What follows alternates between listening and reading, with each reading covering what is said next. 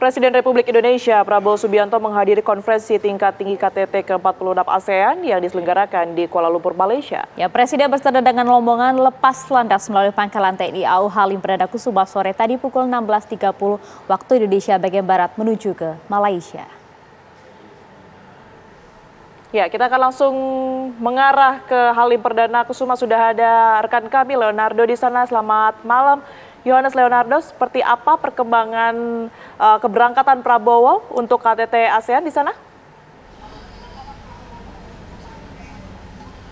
Ya, Tiara, Maria, dan selamat malam pemirsa, begitu ya. Untuk keberangkatan Presiden Prabowo Subianto tadi benar disampaikan oleh Tiara bahwa sekitar pukul 16 sore tadi sudah lepas landas yang didampingi oleh Menteri Sekretaris Kabinet, ada Teddy Indrawijaya yang tadi nampak di lapangan udara Halim Perdana Kusuma untuk mendampingi Presiden Prabowo Subianto dalam konferensi tingkat tinggi atau KTT ASEAN ke-46 yang berlangsung di Kuala Lumpur, Malaysia sejak tanggal 23 Mei kemarin hingga tanggal 27 Mei 2020 mendatang. Nah, kemudian yang setelah lepas landas tadi sekitar pukul 4 sore, Presiden Prabowo Subianto ini akan membahas sejumlah isu baik tingkat regional maupun juga tingkat global bersama dengan para anggota dari ASEAN sendiri, di mana yang berlangsung mulai tanggal 23 kemarin ini membahas sejumlah isu diantaranya mengenai respon negara-negara ASEAN terhadap kebijakan ekonomi global. Yang menarik adalah kebijakan tarif resiprokal Amerika Serikat yang ditetapkan oleh Presiden Donald Trump, di mana Presiden Amerika Serikat tersebut menetapkan sejumlah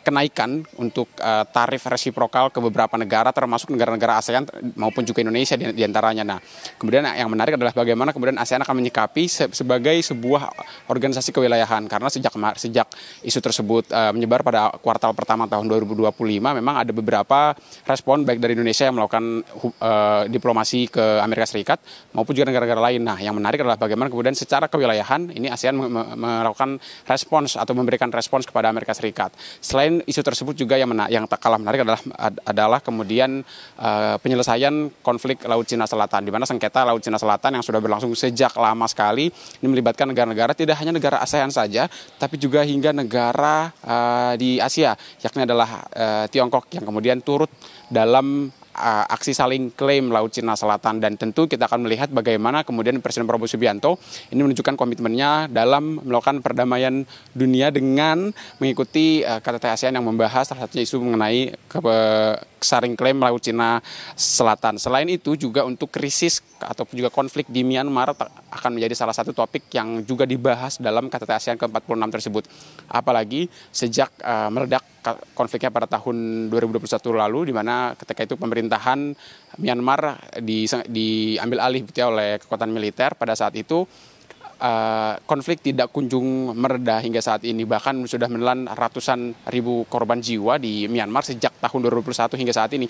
Artinya menjadi catatan adalah meskipun sudah dibuat konsesi 5 titik atau 5 point konsensus yang juga dipartisipasikan oleh negara-negara ASEAN, namun hingga saat ini belum ada tanda-tanda meredanya konflik di Myanmar. Artinya dengan pembahasan tersebut yang akan berlangsung di ASEAN, di KTT ASEAN maksud kami, dengan Presiden Prabowo Subianto hadir, ini sekali lagi menunjukkan komitmen Presiden Prabowo Subianto untuk berdiplomasi tidak hanya ke tingkat global, bahkan di tingkat regional ASEAN. Karena beberapa waktu lalu memang Presiden Prabowo Subianto sering sekali untuk kemudian bertolak menuju ke negara-negara di dunia, tidak hanya di kawasan saja. Namun sempat ada kritikan bahwa Presiden Prabowo Subianto ini hanya fokus pada negara-negara di luar Asia, hingga akhirnya dengan keberangkatan Presiden Prabowo Subianto ke KTT ASEAN pada sore hari tadi ini menandakan bahwa sikap pemerintah Indonesia dalam hal ini Presiden Prabowo Subianto jelas untuk berdiplomasi dengan negara-negara ASEAN ataupun juga negara-negara kawasan, meskipun dengan catatan isu-isu ataupun juga pembahasan-pembahasan yang diselami di dalam KTT ASEAN tidak hanya tingkat regional saja, tapi juga tingkat global. Apalagi kemarin juga Presiden Prabowo Subianto menerima Perdana Menteri Tiongkok Li Qiang yang kemudian membahas sejumlah nota kesepahaman maupun juga kerjasama strategis di beberapa bidang, salah satu di bidang ekonomi. Dan itu kemudian tentunya akan kita tunggu sama-sama bagaimana kemudian pembahasan di KTT ASEAN yang diikuti oleh Presiden Prabowo Subianto pada besok hingga Selasa mendatang. Sementara demikian kembali ke studio Tiara dan juga Maria. Ya, baik, terima kasih Yohanes Leonardo melaporkan langsung dari Bandara Halim Perdana Kusuma, Jakarta. Terima kasih.